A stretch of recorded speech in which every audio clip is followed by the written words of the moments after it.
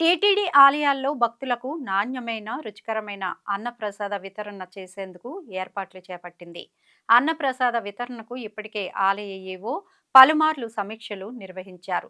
అన్నప్రసాదం వితరణ తయారీకి ధార్మిక సంస్థలు, మఠాలు ముందుకు వచ్చే వారితో అవగాహన చేసేందుకు చర్యలు తీసుకుంది. మొత్తం 60 టీటీడీ ఆలయాల్లో అన్నప్రసాదం పంపిణీకి త్వరలోనే శ్రీకారం చుట్టనున్నారు. తిరుమల శ్రీవారి భక్తులకు ఉచితంగా అన్నప్రసాదాలు అందించేందుకు 1985 ఏప్రిల్ 6న టీటీడీ ప్రారంభించింది.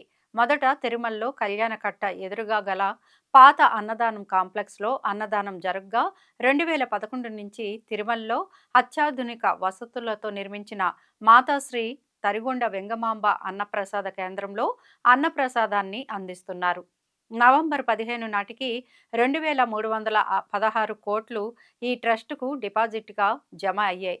ప్రస్తుతం తిరుమలలోని శ్రీ మాతృశ్రీ వెంగమాంబ అన్నప్రసాద వితరణ కేంద్రంతో పాటు Ram Bagicha bus stand, AMC CRO, PAC 1 వద్ద ఫుడ్ కౌంటర్లు, PAC 2, PAC 4, PAC 5 halls, Vaikuntha queue complex 1, 2లోని కంపార్ట్మెంట్లు, నారాయణగిరి షెడ్స్, బయటి క్యూ లైన్స్లో అన్నప్రసాద వితరణ జరుగుతోంది.